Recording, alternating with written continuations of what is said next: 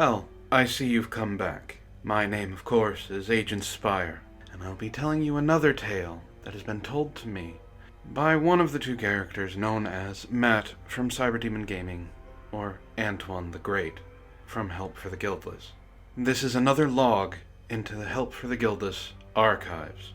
Just like last time, I don't know if I believe this or not, but the person telling it to me was so adamant, it's kind of hard not to believe it. So sit back while I record this for you and anybody else who wishes to listen, to make sure everyone knows that these things can and will happen. The name of this log is The Education of Kathleen. Kathleen Degas was your typical, normal, everyday wife. At least that is the image she portrayed outwardly to everyone who saw her. The people that were lucky enough to know Kathleen by her nickname, Kitty, saw her as a fun-loving, free spirit. Her small stature and even smaller frame gave her an appearance that was meant to be underestimated. It was a mistake quite a few men made, and each one had been surprised by this tiny dynamo. She married young, and, by the luck of the draw, it just happened to be her best friend that she had been friends with since she was a child. The story was one that you had always read about in books or saw in movies. They were friends first and lovers second. They were always with someone else while the other was alone, and vice versa. After a pretty bad breakup that Kitty had, she confided in Mitch, her soon-to-be husband, and the two finally saw the attraction they had to each other. The two were married after a year-long courtship, and took pride in the fact that everyone saw how happy they were. A year after their nuptials, the two welcomed a baby girl into the world, making their family complete. They named her Riley, and seemed on the outside to be a sturdy, loving, and happy couple. A fairy tale come true. But this is just the beginning of our story, isn't it? I can't very well tell you the end of the story first before going through everything else, now can I? Kathleen had been happy with her family. She was happy with her faithful husband, happy with her innocent daughter, happy with her productive working life, and just plain happy with her existence in general. The funny thing about the human condition, and even more interesting about the human being itself, is that something as simple as a chance encounter can throw a monkey wrench into the works of a perfect life. Her working life was about to become a loose cog in her clockwork world.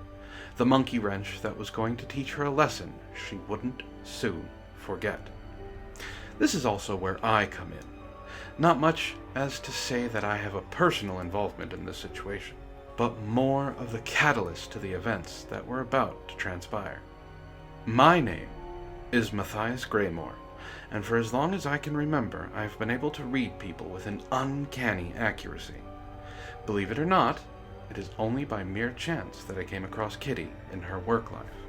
Kathleen Degas was in no way a frumpy housewife. More to the contrary, Kitty was the kind of beautiful that made men stare. She could turn heads and stop traffic. Her looks would be described as the beauty that could send ships to war just to defend her honor. Epic poems would have been written about her if she had been alive during the Renaissance. Kathleen sat at 5'4" at her tallest. With her toned body, she couldn't weigh more than 125 pounds soaking wet. Her long black hair hung down somewhere around the middle of her back and was well taken care of. Her slim figure seemed to be accentuated by the clothes she always wore. It was as if she took every chance she could to draw attention to what she considered was her best feature. Most men would agree. The tight jeans and even tighter slacks that Kitty liked to wear caused most eyes to be drawn immediately to her butt. Not to be outdone, her lips always seemed to look kissable, and her small amount of cleavage was usually on display. Her dark brown eyes always seemed to be hiding behind a small but stylish pair of glasses, and the smile that was usually stretched over her oh-so-kissable lips made the total package complete. Her complete ensemble was made to cause doubt. The glasses gave her an innocent quality as well as her small size, and they did their jobs well, as no one could ever expect that this tiny woman was about to think the things she did. With Mitch unable to work because of a disease that doctors around their area had been unable to diagnose or get under control, Kitty took on the occupation of working mother, and began to work at a fast food establishment. The small burger joint was seated on the corner of a dead intersection. Although it was your typical burger place, there was a down-home feel to it. The business only held a total of 7 employees, 3 cooks, 3 cashiers, and 1 supervisor. The cooks and cashiers worked enough to be able to get to know their customers pretty well, and the regulars they did have always seemed to tip a little more than was necessary to help the tight-knit group along. The main income for the burger joint was from the surrounding businesses. The section of road that the food establishment sat on was surrounded by auto body shops, warehouses, furniture supply stores, and other distribution warehouses. There was no structural flow to the businesses either. It seemed that they had just been scattered around for the best property usage, almost as if they had been dropped by a littering businessman who thought they would be more lucrative with a chaotic design. On the upside, there was a particular auto body shop that sat directly across from the burger joint and housed more than 20 mechanics. Each and every day those mechanics would come in and order lunch, especially if Kitty happened to be working the register. They were relentless, each and every one of the mechanics, when they saw that Kathleen was working. They would flirt and tease, finding any excuse to get Kitty to bend over far enough to expose her cleavage, or pick something up to get a good look at her toned and pert backside. As soon as they saw that she not only played along, but seemed to thrive off the attention, they upped the ante, their comments becoming more and more crass and vulgar, to the point of openly offering sexual favors for bigger tips.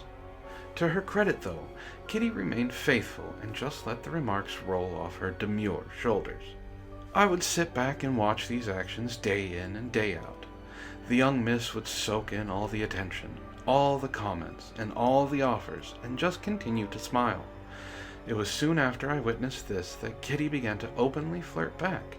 She would try to induce more comments, pushing the conversation to lewd and dangerous limits. It didn't stop with the mechanics that came in either. The 3 male cooks that worked with her seemed to give her the same attention, and with each new day they would grow bolder, calling her into the back to start a tickle war, or some prank that would allow them to put their hands on some part of her body. As strange as it was, I watched as Kathleen grew more and more open to this attention, and knew exactly how to act to get it. I saw where this was leading, and with a few well-placed suggestions, a person's true nature would begin to shine through. Every day, like clockwork, Mitch, Kitty's husband, would come in with their daughter. They would visit for about 15 minutes on her break, and then Mitch would leave. On these little trips, Mitch would usually leave with money he had been given, but on the rare occasion the couple would argue and Mitch would leave less than pleased with his wife. They always tried to be discreet, but in a small place like the burger joint she worked, it was almost impossible. The kicker to this whole thing was, Kitty had started to believe that the disease that Mitch had was nothing more than laziness and his unwillingness to do anything but stay at home and watch television. It was a burden on Kathleen for the fact that she was the only one working, and the meager wages she was pulling in was hardly enough to keep them stable. After a particularly harsh bickering session, Mitch left in a huge huff, and Kathleen fumed for a good hour afterward, even going so far as to curse the man long after he had left. It was in the middle of this less than silent rant that the door to the establishment swung open. This drew her attention because she knew that she had to put on a smile and act as the happy cashier, even though she was fuming inside. The happy employee drew the most business and the best tips. As she looked up, her smile became genuine. It was a face she hadn't seen before, which was a rarity in the place that she worked. Every customer was a regular from around the area. The breath of fresh air that was carried with the newcomer was an immediate mood booster. It was a young man around his early 20s, if not late teens. His hair was a light brown and cut close to his head, almost compared to a crew cut. His eyes were bright, and he seemed to have a maturity that belied his youthful appearance.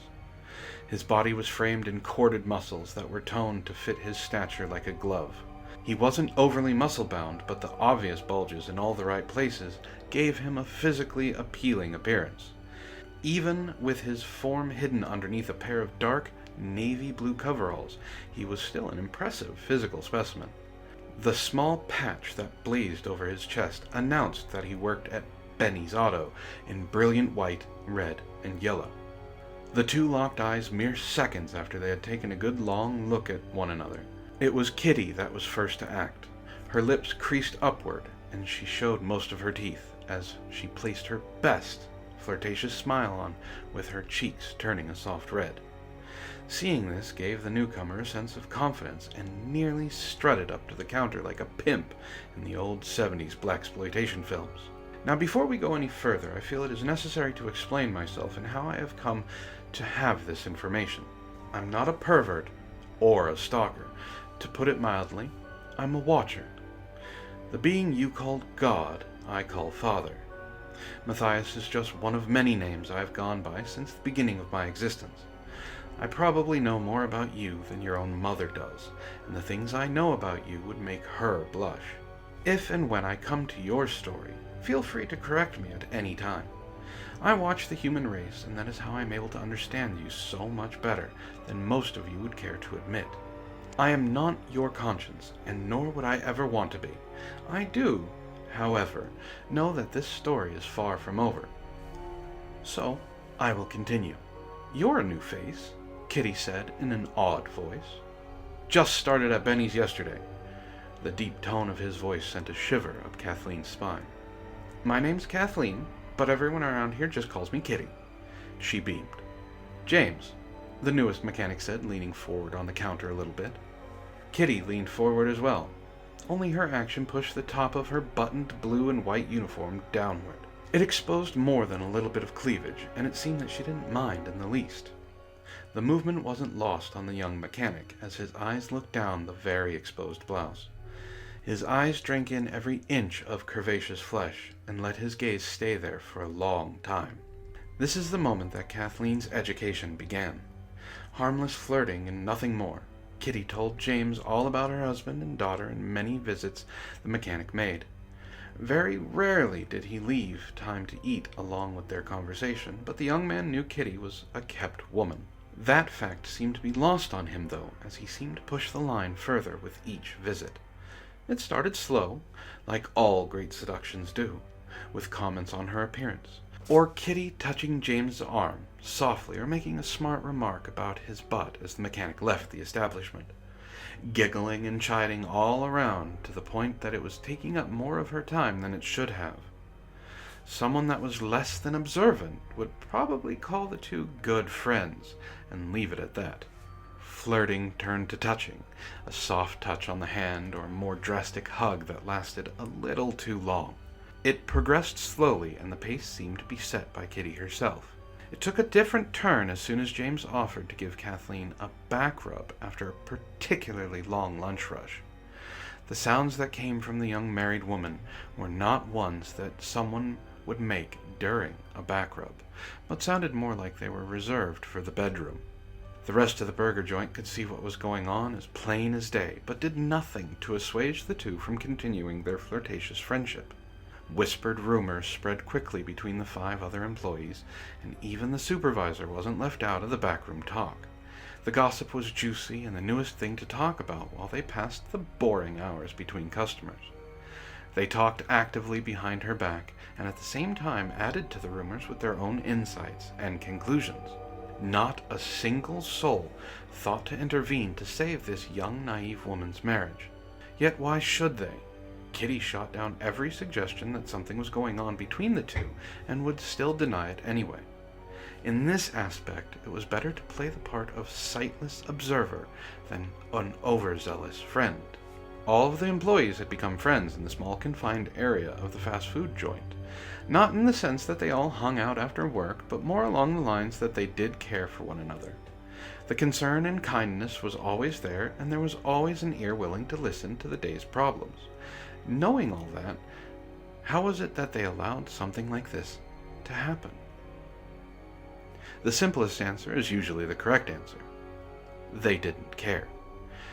The gossip and juicy tales were more than enough to fill their minds with a need for more. It had always baffled me as to how the human race could show an immeasurable amount of love and kindness to a fellow human being, but turn a blind eye to that same person's actions as soon as they become something that they don't agree with. There is no sense of equality among humans. There is, though, a sense of moral justice, or even moral righteousness. Humans welcome the damaged and sickly to infect their worlds with ignorance and deceit. I believe the saying is, ignorance is bliss. Kathleen was, more or less, ignorant of her actions when it concerned James. Her justification was simple and completely off base, as I stated before. She didn't see anything wrong with her affections towards the young mechanic because they were purely platonic. It was perfectly normal for her to care about her new friend in the way she did. Talk to him for hours late at night while Mitch slept, even going to the movies with him, or having long, drawn-out conversations in the mechanic's truck. To Kathleen, these were all normal, but everyone around her could see otherwise. The crew knew she fancied James. Even James knew that Kitty had more than friendly feelings towards him. Yet he was more than willing to let her set the pace of their budding relationship. "So," James smirked after a rambunctious round of flirting. "So," Kathleen answered, trying to edge James to continue on further. "What are you doing later tonight?" There it was, plain as the nose on her face. James had just formally asked her out on a date. Her cheeks turned a bright crimson, and she smiled at him. In her mind, the thoughts of what she was really supposed to do that night raced over and over. She was supposed to spend some time with Mitch and Riley and watch a movie or do something else family-oriented. But the weight behind the proposition she had just received made her think twice and think fast. It was something she just couldn't pass up. "Nothing I can't get out of." Her eyes brightened. "Why?"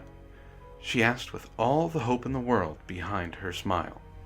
Subconsciously, her thumb began to slowly trace over her wedding band, and a small sliver of regret shot through her mind. The fact she was actively trying to think of what she would tell Mitch to get out of going home made her realize exactly what she was embarking on. Kitty wasn't so sure as to how she should feel at this point. Her excitement towards going out with James on a real date was something she had been secretly craving since the two had met. Then there was Mitch, and her feelings towards him and all they had been through. On the one hand, she had her daughter and her husband, who she loved very much. But on the other hand, she had this young and exciting mechanic that made her feel more alive in the last few weeks than her husband had since they had gotten married. The young mechanic wanted her, and she had to admit that she wanted him just as much. "Well, I was hoping we could catch a movie or go out to dinner or something." James smirked. A second twinge of regret shot through Kitty. She wanted to jump up and shout, "Yes!" over and over, but couldn't. Something was stopping her. She paused and bit her bottom lip. "Can I give you an answer after work?" James smiled and nodded, then turned to go back to work. A devil's advocate is what Kathleen needed at this very moment. Someone to show her both sides of the coin and expose her inner thoughts. To let her get everything out. This is exactly what I planned on giving her. I had witnessed the whole exchange, and every one previous that I won't bore you with. Kitty wanted someone to push her in either direction since she couldn't quite make up her mind. After I had set my food in the trash, I decided that there was no time like the present to give the young woman the advice she thought she needed. I couldn't stop the inevitable.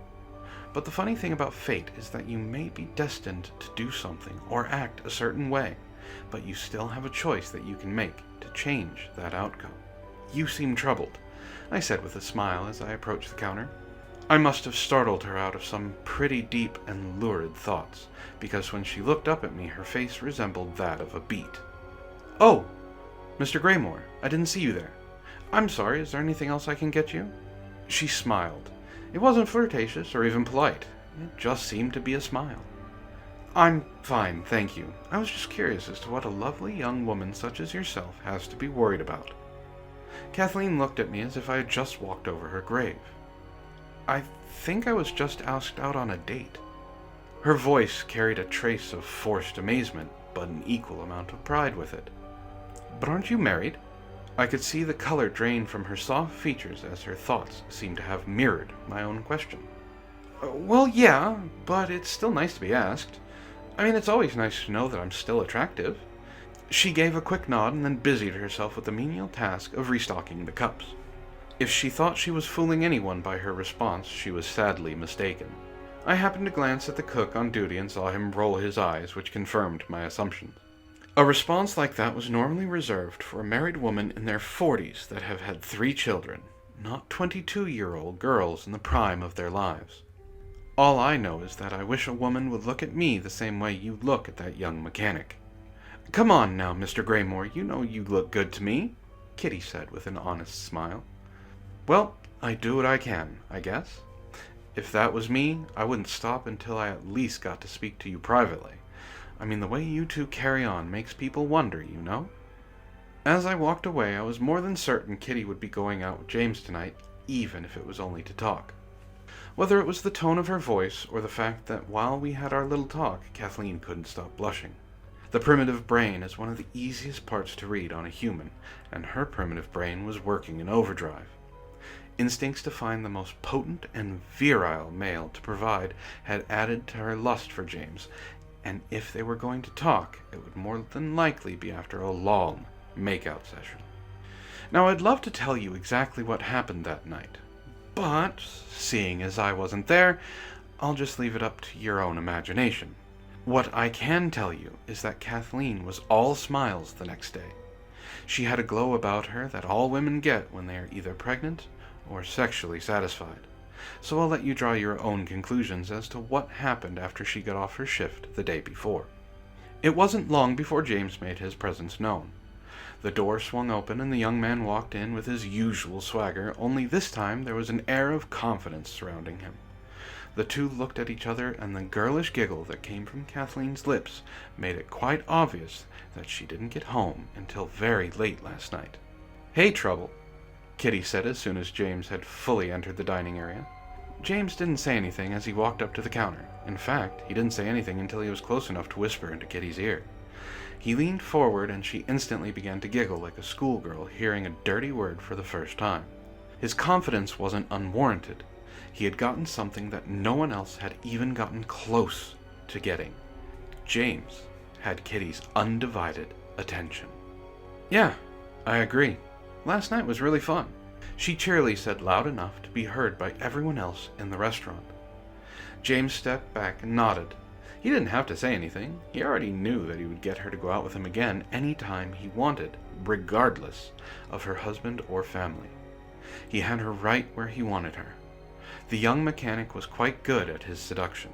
His silence made Kathleen admit everything, or initiate the next move with giving nothing in return. In essence, he was making her responsible for anything and everything they had done, or were going to do.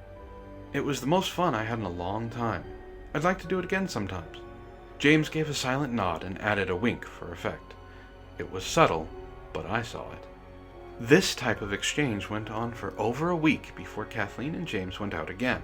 The rumors were no longer rumors, and the fact that her coworkers seemed to know what was going on only made Kitty more comfortable with acting affectionately towards James. She let the subtlety drop from her words and her actions, and let all pretenses that this was a friendship vanish along with her modesty. The only time that her friendship was upheld was when Mitch came around. Kathleen would avidly confess that her and James' friendship was just that, and there was only a platonic kinship between the two of them. No one that worked there knew whether they should tell Mitch or keep their mouths shut. They didn't know if it was their place to say or if they should try and talk Kathleen into telling Mitch. Whilst her husband was away, the flirtation got hotter than just simple comments and hugs. James's hands would find themselves in all sorts of places on Kitty's body that they should definitely not be. The verbal teasing got worse as well. It moved from tame, "Doesn't his arm look so good in that shirt?" to the more graphic, "You should see what he has under those coveralls. Makes me melt just thinking about it." Everyone knew by the second time they had officially gone out that Kathleen was having a full-blown affair. I won't bore you with the details of the progressing courtship, but I can tell you that things moved extremely fast. Kitty would kiss her husband softly and quickly after they had lunch together. But when James came in after Mitch had left, she greeted him with what one could be described as a soul kiss. It was deep, passionate, and heated. About a month after they had started their torrid affair, things took a drastic turn. James had come in on his lunch like he had been doing for the last couple of weeks. Kitty immediately went on her break as well. It wasn't too strange for her to do this, but they disappeared this time, and it couldn't have happened at a worse time. The two had been gone for quite some time when a rush hit. This was very rare for the fact that a tour bus had broken down just a block away. The passengers all swarmed the burger place like a pack of starved wolves, and the remaining cashier was swamped. The cook that was there handled it with skill, and the cashier took everything with a smile. Even though she handled the rush with finesse, she was justifiably upset that Kathleen had vanished. After everything had settled down and all the garbage and food had been taken care of, the cook and second cashier realized that Kitty still hadn't returned. A loud crash from somewhere in the back caused the cook to look around the walk-in refrigerator areas. Hearing muffled sounds coming from within, the cook found where Kitty and James had vanished to. The two co-workers crept up to the walk-in and looked at each other before the cook grabbed the handle. They were pretty sure of what they would find, but weren't sure if they really wanted to see it or not. As the cook stepped forward to open the door, a loud groan echoed and something else crashed to the floor within the refrigerator. Laughing nervously, he gripped the handle firmly and gave a hard tug. The latch popped free and bathed the walk-in with fluorescent light, clearly exposing the two lovers intertwined. The two co-workers drank in the sight in front of them as if they were a starving dog. The groans only got louder as soon as the door was ajar. With the act of the two vice-riddled sinners exposed, Kathleen's eyes widened in a mixture of fear and excitement. Her small frame was being pressed continually against the back wall of the refrigerator unit, her bare legs wrapped tightly around James' waist. Even though she had been caught, the young woman had no intention of stopping. Her hands gripped harshly at the mechanic's broad shoulders as he pushed against her again, pulling yet another lewd moan from her lips. James continued to speed towards his goal, not caring that someone had opened the walk-in. His bare cheeks could be seen peeking out from under his shirt as his pants piled around his feet. One of his hands was gripping Kathleen's bare waist, as the other was obstructed from view by his body, but the angle suggested that he had cupped her breast and was manipulating enough to cause another groan to come from Kitty's mouth. Kathleen's body was all but hidden from her co-workers, but her panties hung loosely around one of her ankles, with the rest of her clothes cast about within the small space. The only thing that seemed to be protecting her bare skin from the chill of the cold steel was a small sports bra that had been pushed up over her bosom to rest just under her neck. The expression of pained ecstasy on her face never left as she looked right into her friend's eyes. When the fact registered that they had been caught, her moans stopped and her face dropped into a mixture of shock, fear, and embarrassment. Her hands loosened their death grip from James' shoulders and began to push feebly away. The act had gone on too far, though. James was at his peak with his thrusting moving even harder against Kathleen's small frame. Each slap of flesh caused her whole body to shake as her own culmination was quickly washing away any form of embarrassment she had been feeling. Her eyelids flickered as her eyes rolled back, her hands quickly wrapped around James' neck, and her nails dug hard into his clothes. Both of the lovers called out their respective climaxes and then slowly slipped to a tangled mass on the walk-in floor. Kitty, red as a tomato, quickly dismounted James and pulled her clothes to cover herself up. James mumbled something no one could quite understand and casually pulled his pants back up to his waist. He looked down at Kathleen and shrugged, and then exited the refrigerator. Kathleen was left on the floor, with the evidence of her illicit affair pooling beneath her and her dignity flowing out along with it. She quietly got dressed and walked slowly out of the walk-in. She didn't say a word as she took her time card out of her purse and swiped it to leave. She looked at her friends and co-workers pleadingly and asked softly if they wouldn't tell anyone what they saw. With secrecy and discretion promised, Kathleen went home. To their credit, the cashier and cook held their tongues for a good 2 hours. By the time the second cook and the night cashier had arrived, they let the floodgates open. An hour after that, the supervisor had found out. A day later, the affair had been made public to the surrounding businesses and anyone else who wanted to know. The end result of the tryst in the walk-in was, of course, Kathleen losing her job. She was fired the next time she came into work, and after a heart-wrenching breakdown in the middle of the dining area, she finally went home.